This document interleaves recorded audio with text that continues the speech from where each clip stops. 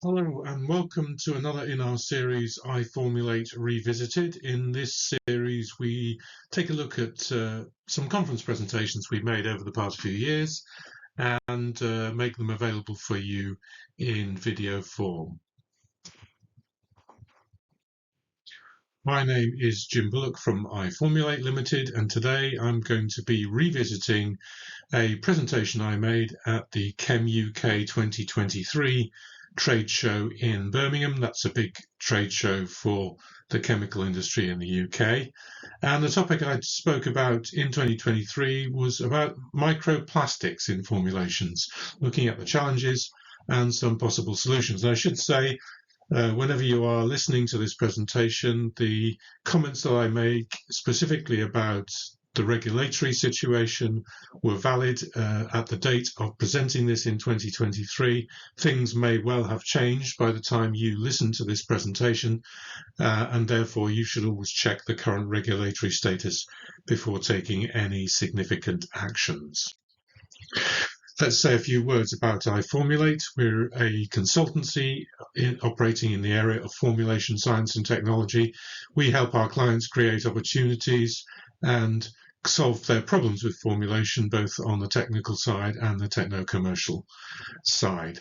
We've helped industry bodies develop and refine their strategies with respect to formulation, and we've also put together and presented a number of formulation training courses, both in person and online.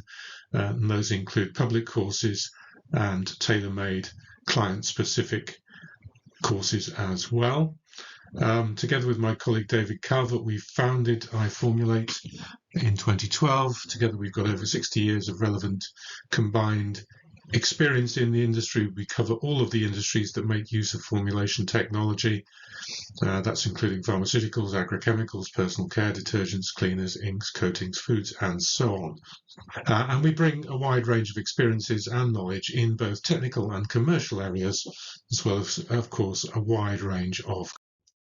The formulation is used across multiple industries, as we've said, and there are a number of different definitions and ways in which we use the word formulation. It can be used for the finished product, which is suitable for sale to the customer, and that product is often a complex mixture of multiple ingredients, which often consist of more than one phase, so it may consist and contain liquid, solid, and gas phases within it. Formulation can also be used for the recipe or the composition, which contains more than one active or functional ingredients. Formulation can also be used to describe the process to combine these ingredients together in a laboratory or in a manufacturing plant, and which produce the required structure or microstructure within the product. And formulation can also be used to describe the enabling technology or formulation technology or formulation science even that allows the product to be made safely and effectively. So let's take a look at the issues with microplastics which the industry faces. And it's worth looking at the European Union definition of microplastics, which is where really the current situation starts from. And the EU took a look at microplastics and defined those as particles containing a solid polymer to which additives or other substances have been added, where at least 1% by weight of all particles have dimensions between 0.1 and 5 microns and 5 millimeters, or as fibers between 0.3 microns and 15 millimeters, and a length to diameter ratio of more than 3. So small plastic particles, essentially. And the concern that the EU had was around the persistence of microplastics within the environment and in the food chain. And because of that concern, the EU issued a draft amendment to REACH in 2022. Now, when you're listening to this, things may well have moved on, so you should check the latest situation at the time you listen to this presentation. But essentially, that draft amendment proposed restrictions or elimination of intentionally added microplastics at more than or equal to 0.01% by weight. Excluded from those restrictions would be natural or biodegradable polymers or polymers with a solubility greater than or equal to 2 grams a litre in water. so they would be excluded from any restrictions or phase out.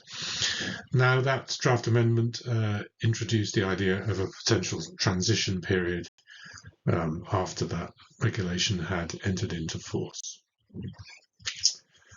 So why could that be important for a whole range of different formulating industries? Well, let's take a first look at crop protection products and why could that be important? Now, there are a number of pesticide products on the market which contain microencapsulated active ingredients, and these are there to provide slow or controlled release properties after application. And the purpose of those capsules is to provide protection also to the user or the environment, so they're giving you controlled release as well as safety and environmental protection. And the third reason that they're used is to ensure compatibility of ingredients. So you may be keeping ingredients apart by encapsulating them either within the formulation container itself or within the spray tank before application. What do these products consist of? They consist of particles up to 20 microns in diameter, consisting of a polymer shell which cover the active ingredient in the core of those particles, and those shells and the core within them are formulated as an aqueous suspension or as a solid redispersible powder or granule. How is that done? Well, typically these particles are formed by interfacial polymerization of two different monomers, isocyanate and amines, at the interface to produce a shell around an active ingredient. And the industry faces the issue that most of the polymers used to date have not been natural or biodegradable, so could well fall within the restrictions proposed by the EU amendment. Similar sort of thing happens in seed treatments. So seeds may be coated with coatings containing pesticides, fertilizers, or biostimulants.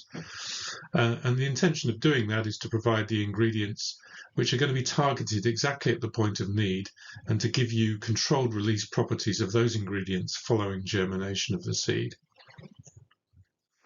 These binders may include things like polyurethanes, polyvinyl pyrrolidone, carboxymethyl cellulose, or indeed monomers, and those are included in formulated liquids together with a fungicide, an insecticide, or a fertilizer. And those slurries, formulated slurries, are then applied to seeds using specialist coating equipment and are then absorbed into the seed or dried onto the seed before use. And as that schematic indicates, you can actually build up multiple layers onto the seed surface to give you one type of activity after another as the polymer degrades after planting. And the issues again faced by the industry here are that typically the polymers used as binders and as slow release agents are not natural and they're not typically biodegradable. They haven't been up until now. In fertilizers, you've got something quite similar here, where you've got typically a fertilizer core, a substrate, which is then coated with an insoluble but partly permeable barrier. And that restricts the rate of water ingress and of dissolution of the inorganic soluble fertilizers. So it causes that fertilizer to be released more slowly over a period of time. And the reason for doing that is, of course, helping to restrict any negative environmental impacts which might be caused by overdosing of fertilizer. So the reason that these microplastics have been introduced have been for environmental reasons quite often.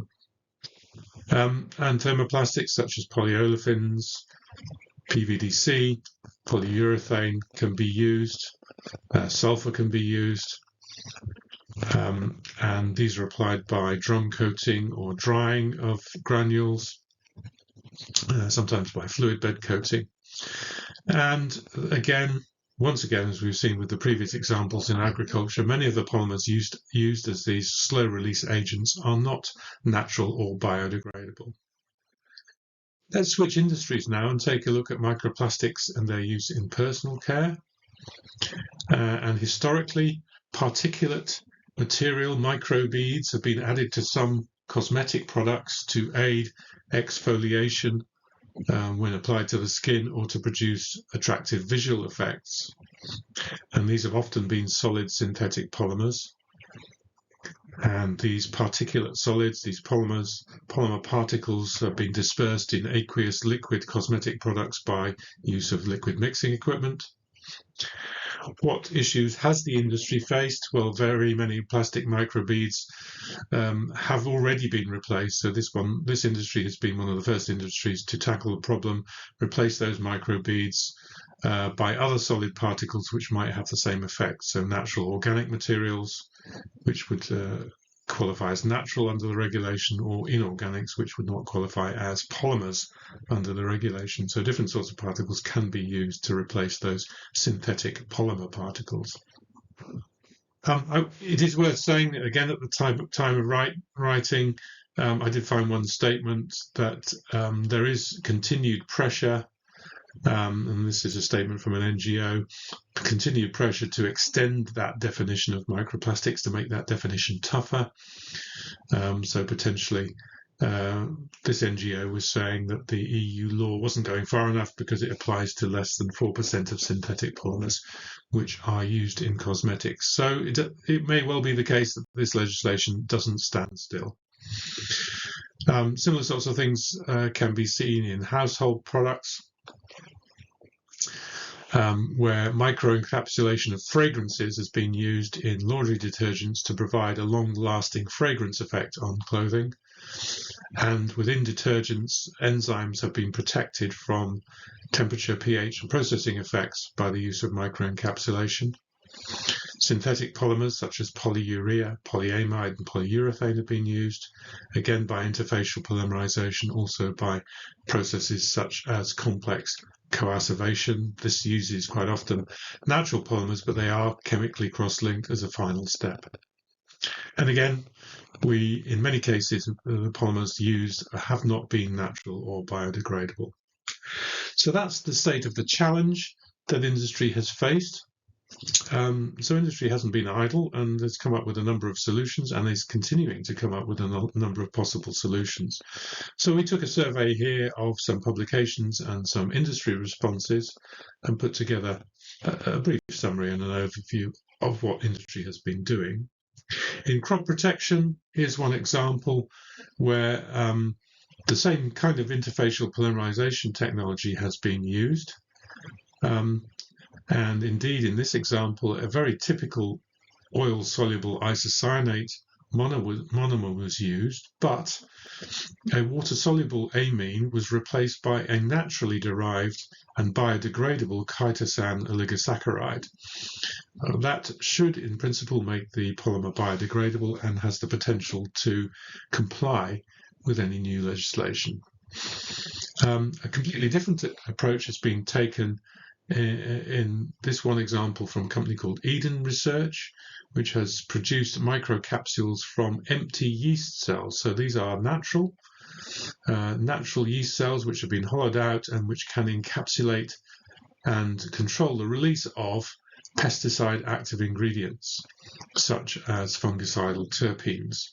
And these are quite clever because under dry conditions, the pores will be closed and prevent the release of the active ingredient. But under damp conditions, those pores in the empty yeast cell will open up and can release the active ingredient. So a natural solution, which is quite interesting, I think. Let's take a look at seed treatments and possible solutions in that area.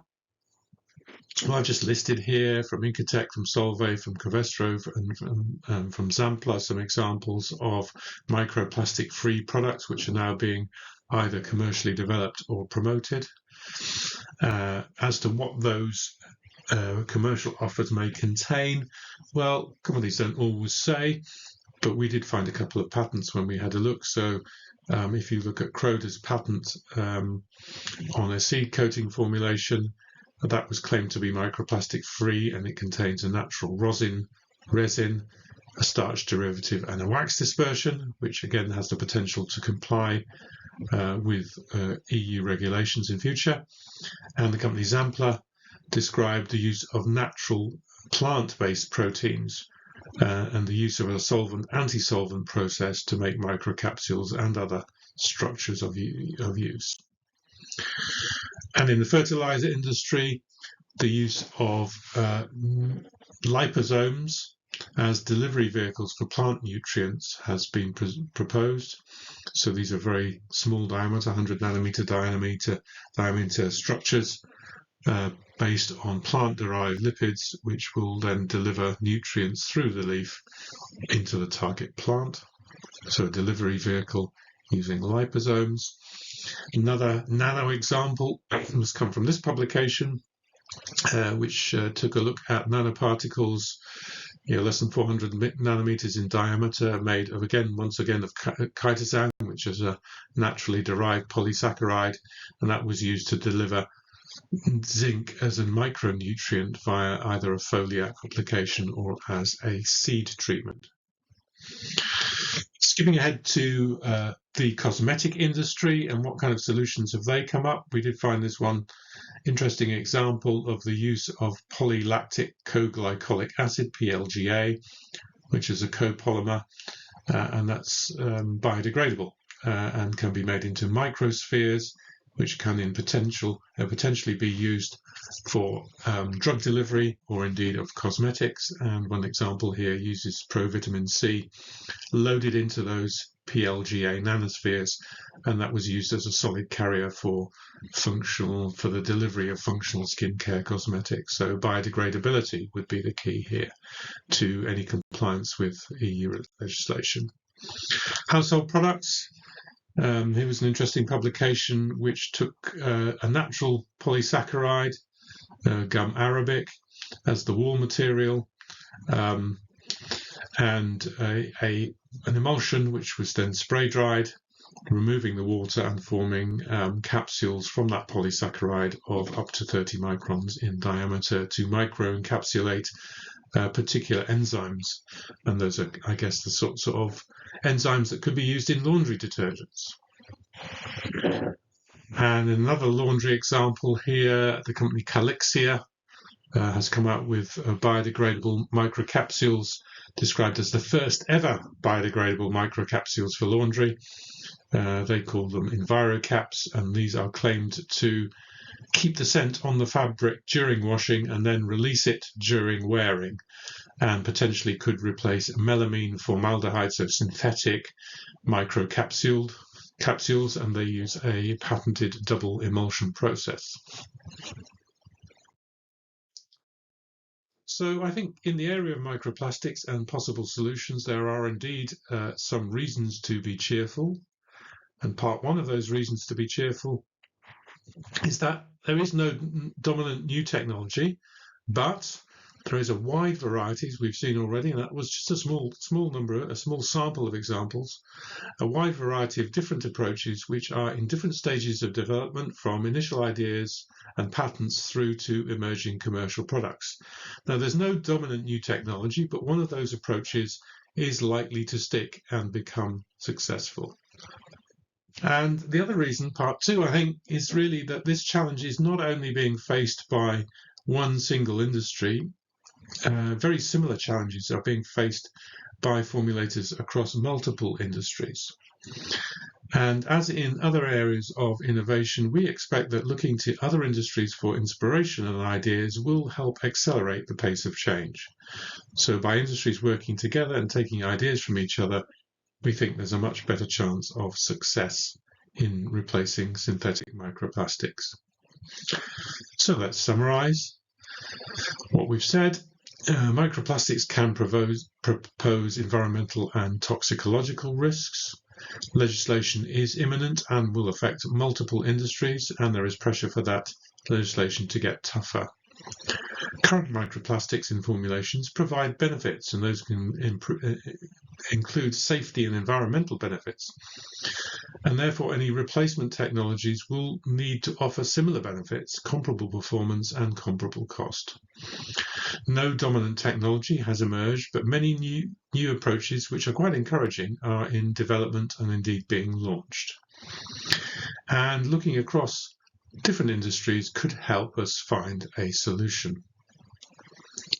And I should say, we've interpreted regulations as we understood them in 2023. Today's overview does not constitute regulatory guidance to you. You should always seek regulatory guidance from a regulatory professional before taking any action that is significant to your business. So thank you very much for listening. Here are some contact details for our formulation training and for some consultancy inquiries that you may have. We're ready to look at any challenges you may have in the area of formulation. Our contact details are there, and we look forward to hearing from you. Thank you.